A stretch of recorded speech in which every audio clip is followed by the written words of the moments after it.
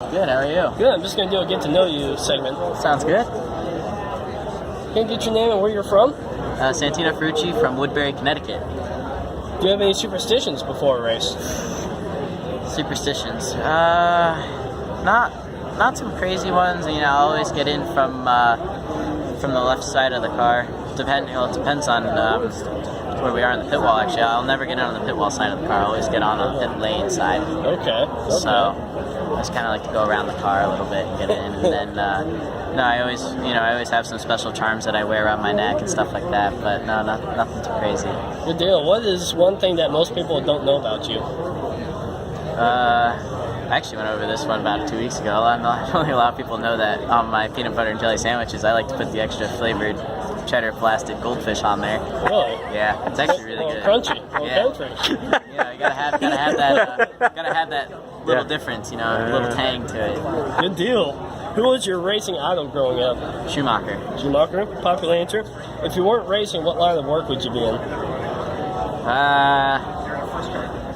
I mean, different types of racing I would love to do. Obviously, those are on the list, but probably an attorney, maybe a lawyer or something. I don't know. I always kind of thought that was cool growing up because I liked suits. I liked watching that stuff, and I always find the law to be very interesting and being in the courtroom because it's a different kind of battle. Absolutely. Good luck, Santino. Thank you. Most of the lawyers I know, it's just a grind. There are very few people actually go to the courtroom. Yeah, it's a lot of in-house work, a lot of studying. You know, my mom was an attorney. Oh yeah? Like a small town divorce attorney, and I remember going into her office one day, and there's probably about 50 books, like just in a line A to Z. Yeah. Like the big law school books. I was like, have you actually read all these? I mean, are they for show? I've read every one. I was like, Yeah. Law school's hard, man. Yeah. So no, Woodbury, where's Woodbury in Connecticut? What's the nearest big city to Woodbury? So our main city in Connecticut is Hartford. Yeah. So when you're looking at a map, on the west side of the state you have Danbury. Yep.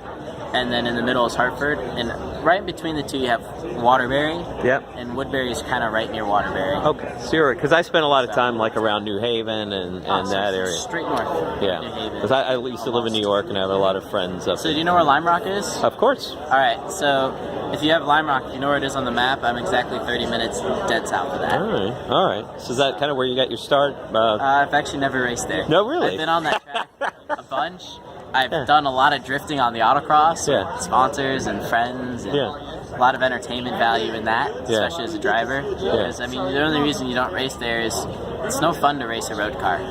When you've driven an Indy car or a Formula car, it's nothing like it. It's so hard to go back and run street cars and stuff to that nature. So you go to the autocross and have fun. You just go sideways all the time, and that's the pleasure.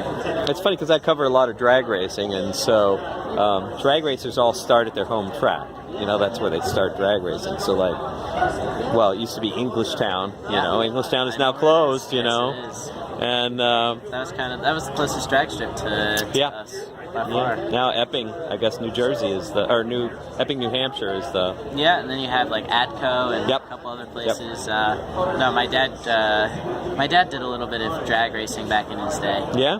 But just worked for a team at one point. A good friend of his used to do it and stuff like that. So, but no, I mean, drag racing's always been intriguing to me. Yeah. I cover a lot of motorcycle drag racing, and you're the right build for motorcycle drag racing. That stuff's nuts. Anything got two wheels going that fast is insane. You gotta we think we're nuts for doing this, but there's nothing that compares to that. You know, a Pro Street motorcycle makes 700 horsepower, roughly the same as your car, right? Your Indy car. 700 horsepower. Runs on street legal rubber about that wide, and the quickest so far is a 6:49 in a quarter mile at 230 miles an hour from a standing start on street legal tires. It's ridiculous. Yeah. I mean, watching them, I watched the four wides just recently. Oh yeah. I forget where they were. Like, that's in Charlotte. Charlotte? Z-Max, raceway in Charlotte. Just watching that, I was just thinking, wow, that looks a lot of fun. Because not every day you see four wide racing. Right. The racers don't like four wide. No, it's weird. I can't imagine. It's confusing. Yeah, it's got to be tough. But I tell you what, I go to both races at Charlotte, and the four wide draws like 10 times the crowd as the 2 wide. Well, for the fans, it's impressive. Yeah, fans love it. Fans love it. Or newer, I would say. So do you know who any of the Pro Stock motorcycle racers are in HRA? Do you know any of the names? Okay. Not by name. I mean, we'll work on that for next year. I know who like John Force is. Yeah. You know, some of the big funny car drivers and stuff like that, but you know, and the top fuel dragster guys, but none of the motorcycle guys. But I'll have to start learning. All right. Now show the people your hair before hair? Oh boy. Yeah. It's a little bit of a mess good today. cut, man. No, it's a good cut. Yeah, it's keep curling. So can't complain too much. I'm wearing a hat today. Right. So, but yeah. Now, do you still spend all your time in Connecticut, or do you Still live there? Okay, so good. So you still have good pizza and stuff around. Oh yeah. All right, you good. know, New Haven. Yeah. By anybody. Yeah. All right, hey, good luck, man. Pleasure. Yeah. Thank you. Yeah. You know, the 2 goals are not make any mistakes and to complete all the laps. And I think I've been going by that this year so far. You know, you just want to finish the races. I want to get all the experience. I want to gain all the laps. And, you know, so far we've had really good luck. We finished all but 2 laps in Long Beach, which is, for me, I mean, I'm pretty impressed with myself so far. And, you know, we've kept everything clean. We've kept it clean with other racers. You know, you also have to kind of earn your place here, if that makes sense, especially with the veteran drivers. Like, they have to race around you. And I think on Monday, when we were out in a big pack, I feel like I gained a little bit of respect from some of the older guys, you know, which is nice. You know, they let me race with them because, you know, if they don't want to race with you, they won't. It's kind of how it works here. And no, I thought that was really cool, and just it excites you to go into the race on Sunday, but you're also a little nervous because, you know, it is the biggest thing you've ever done in your career.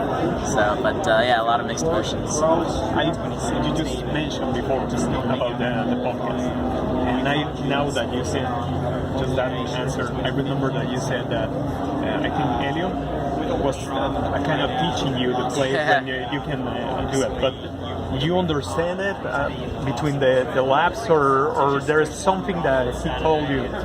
No, it's when you're driving with someone that's won this race 3 times, they know what they're doing.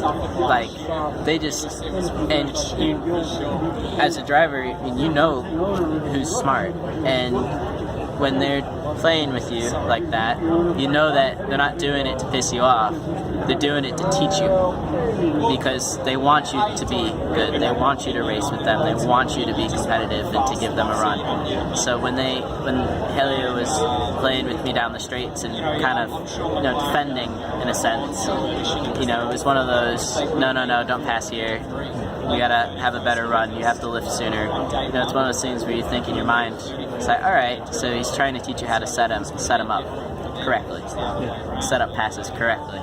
Which I thought, you know, as a driver, when that clicked after a couple of laps, was like, this is cool. So, but The no. feeling is very good. Yeah, it's satisfying because at the end, when after a couple of laps, I did manage to pass him. You know, after watching and understanding what he was doing, it was satisfying. It was probably the most satisfying pass I had made. So, but no, it's that's. Did you all talk about it afterwards? No, I haven't seen him. I've seen him going in and out of the RV lot. I've yet to grab him, but no, it's unique. You know, it's one of those things where you don't get that overseas either. And that is the next question. It's one of the things that you said before that you don't have it. You don't get that. I mean, You have in this Europe. steel fight. In Europe, your biggest competitor is the guy that sits next to you. Here, my biggest friend and my biggest help is the guy who sits next to me.